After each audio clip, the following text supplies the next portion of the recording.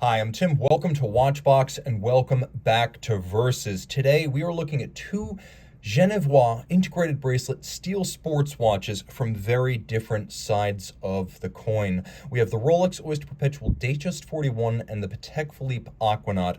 Versus starts now. In fact, let's start with the Patek. This is the veteran. Amongst our two, this watch has been on the market in its current form since 2007. The original Aquanaut launched in 1997 as a strap-specific, stripped-down sports watch to run alongside the Nautilus at higher volume and a lower price point. Now, over the years, the Aquanaut has become almost as sought as the Nautilus, and in this, the year 2022, with the 5711 being phased out in its steel forms, we have this watch right here as the standard bearer for steel full-bracelet Patek Sportsters. So let's look at how it fits. Now, the watch is 40.8 millimeters in diameter.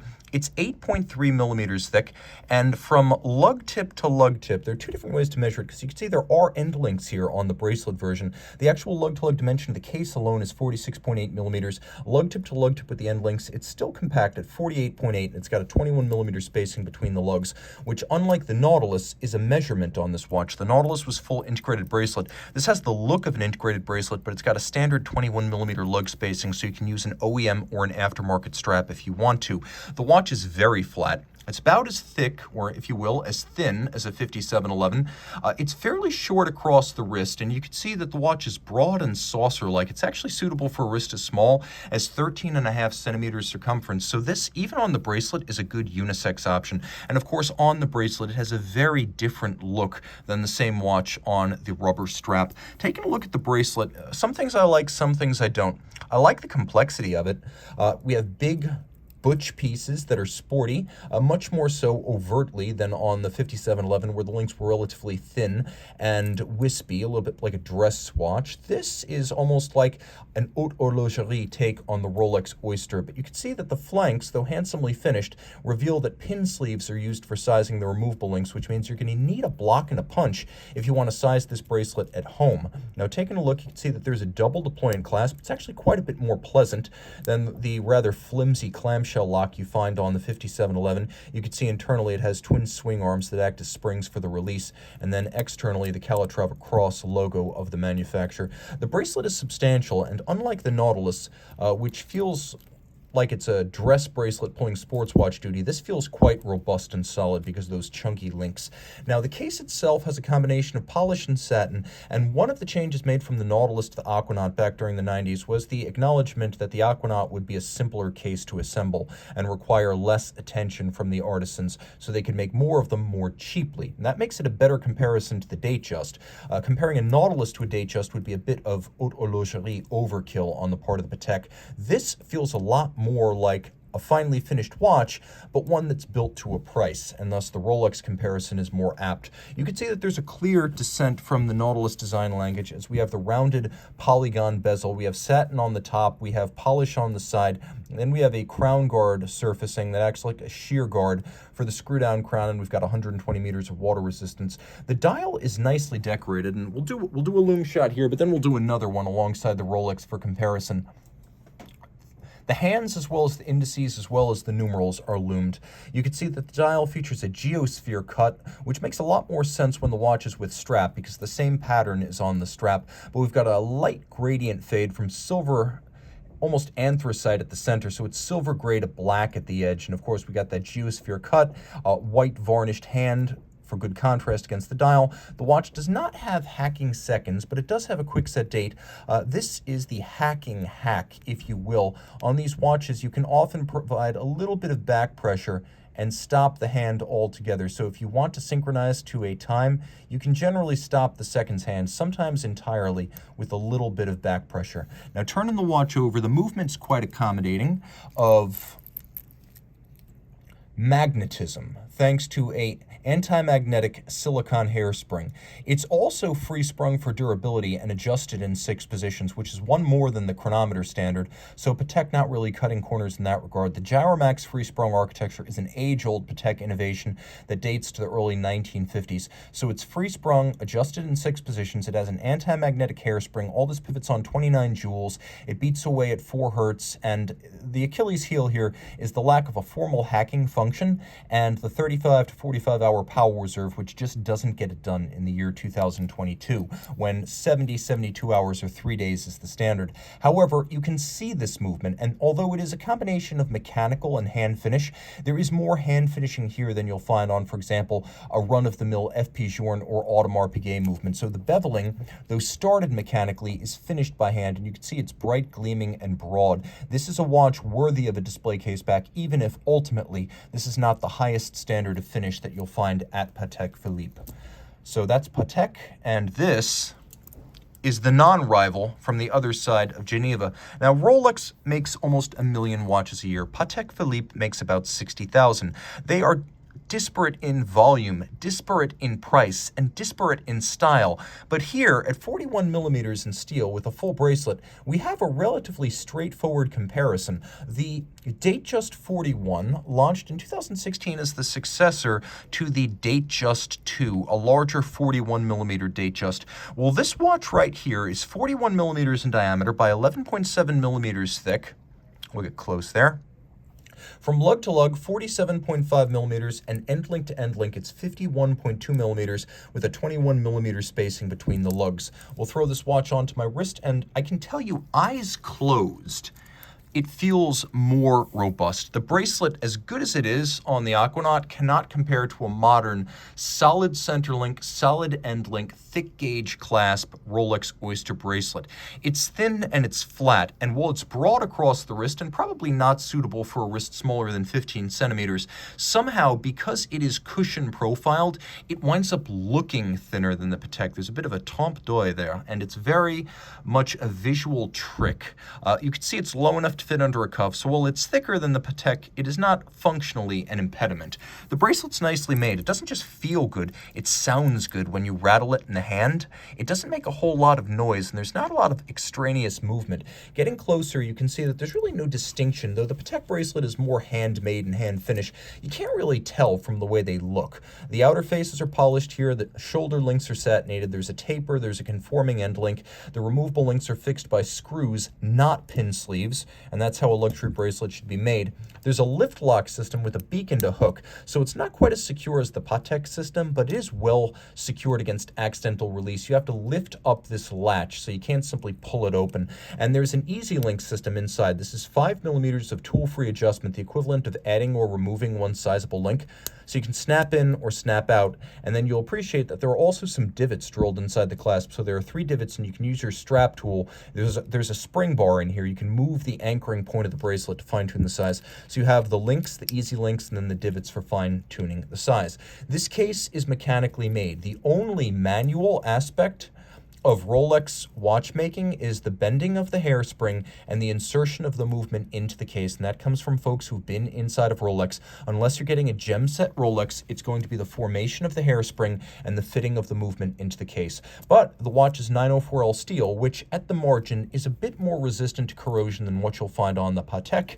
And of course, Rolex makes its own alloys, it makes its own cases, clasps, bracelets, dials, and movements, not just the movements. Now, though this model came out in 2016, when you see the little crown between Swiss and made, that means you're looking at a 2018 or later example. The dial is glossy and black, and although it doesn't have the gradient coloration or the textural features of the Patek Philippe, it does have the same perceived level of quality. Glossy base, white gold hands, indices, and Rolex crown. We'll do a quick standalone lume shot right here. Rolex also makes its own lume. It's called Chromolite. We've got true hacking seconds here and a quick set date, so we can set the watch precisely. The watch is an automatic winder, and it has a 70-hour power reserve. It's got a full balance bridge with a free sprung index, which is just a little bit tougher than what you find on the Patek, which has a single-sided balance cock.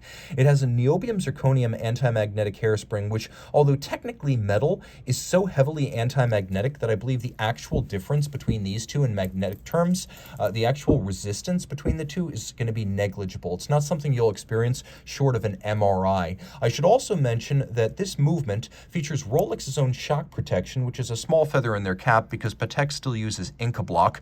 It is a COSC chronometer. Patek certifies its watches to run no worse than -3 + 2 seconds per day. Rolex -2 + 2 seconds per day. They get the chronometer certification, but then they case up the movement and they test it in 6 positions to +2, -2. So on paper, a very narrow advantage for Rolex, but not a big one. Both of these are 4 Hertz movements. The Rolex has 31 joules. And again, both of them are very accurate movements, but at the limit, the Rolex is a bit tougher and has a longer power reserve and hacking seconds, and the Patek is more finely finished and hand executed. Plus, you can see it. There is a solid case back on the Rolex. So let's talk about their advantages and the things they do best. With the Patek Philippe, you have reference 51671A001. This is not how the standard Aquanaut arrives. It's a watch that was designed for a strap and is generally seen on a strap. As a result, the watch is an unusual piece in that you actually jump on board the quality of the finishing, the fact that it has a display case back and that the movement's heavily hand finished, the fact that the case, though less handmade than a Nautilus, is still far more handmade than the Rolex. And you add the bracelet as another dimension that's not really native to the Aquanaut, but it too is handmade and hand finished. So this is a watch that represents artisanal process long lost at Rolex. And for a lot of folks, that's going to justify the price, which is higher. This watch new costs $24,840, used $79,950, which means that in addition to the finer finish inside and out and the display case back, this is the one to buy new. If you buy it new, it's basically going to triple in value on the open market. It is thinner, which leads to better fit on the wrist. It's shorter lug-to-lug, it's thinner in profile, and it's more obviously the unisex option between the two. So while thinness does add elegance, it also adds ergonomic superiority for him and for her. There's also a relative advantage if you do want to put the watch on a strap. Now, that could be the Patek rubber strap, or it could be an aftermarket strap, but because this watch was originally designed for a strap, every bracelet looks a little bit unnatural and out of place, whereas when you throw it on leather or rubber or textile, it really comes alive. So if you like to wear your watches on straps, this is going to have the edge over the Rolex, which is imperfectly adaptable to aftermarket straps. Finally, 120 meters of water resistance versus 100. It might be academic, and the Rolex almost certainly is water resistant to a real-world 120, 150. I'm sure it's more than claimed, but still, on paper, advantage Patek Philippe. Let's do a loom shot. Here, you can see another Patek Philippe advantage, which is that it's just easier to read the dial at a glance. Loomed indices as well as numerals makes it easier to register what time it is and quickly, whereas with the Rolex, you don't even have an index at 3 and you don't have an index at 12. So loom advantage, Patek Philippe. Now, jumping over to Rolex. Key point is that this is the one to buy if you're price sensitive, because new, as you see it here, steel Oyster bracelet, the watch is $7,900 US. And you might say, oh, but Tim, Rolex markups are rife on the aftermarket. And this is true. But used, this is going to be about an $11,000 watch, which is still quite reasonable. And as long as you plan to keep the watch beyond 18 or 24 months, you're never going to lose on it in the long term. For the foreseeable future, this will always be an $11,000 plus watch. So this is the one to buy if you're price sensitive, and there's really no sacrifice in the quality of the watch on your wrist. You won't miss the hand finish. Superior bracelet and clasp. It feels better. It sounds better. It's more solid. It's more impressively built. The clasp, which includes the lift lock system, the 3 divots, and Easy Link, is made of thick gauge steel and gives you adjustability that you do not get on the Patek Philippe. Warranty. This is 5 years, and inexcusably, this is still 2. In an era when Oris and Fabergé are experimenting with 10-year warranties, really, 5 like Rolex has to be considered the bare minimum. 2 at Patek is no longer even equivalent to Tudor, which has gone to 5. So advantages there. The movement from a technical standpoint is superior. It's a little bit more shock resistant. It has an overcoil hairspring, which better enables the watch to keep good time in any position, regardless of how it sits on your wrist or on your dresser at night. So it's more shock resistant. It has an overcoil architecture, and it has hacking seconds and a 70-hour power reserve compared to a power reserve that could be as low as 35 here. Unacceptable in 2022. This is twice the power reserve of the Patek. movement advantage on everything short of the finishing. Okay, far more appealing on a bracelet. This watch was designed for a bracelet, and while you can get an Everest or a rubber B strap that'll look quite good, it looks most natural on the Oyster bracelet. You can also get it on a Jubilee.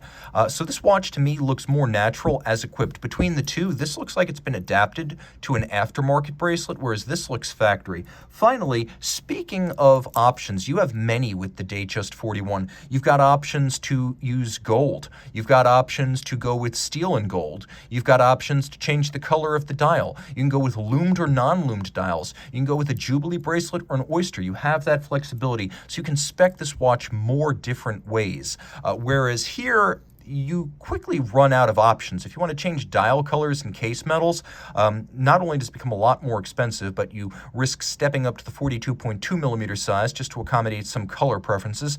And of course, the watch doesn't give you the options to change bracelets. There's one bracelet on this watch. This watch is available with two. So you get a lot more options with the Rolex. So which one do I prefer? Well, all things considered, despite the fact that I love my haute horlogerie, I opt for the Rolex. The pricing makes it fairly straightforward. Almost $80,000 pre-owned, $11,000 pre-owned.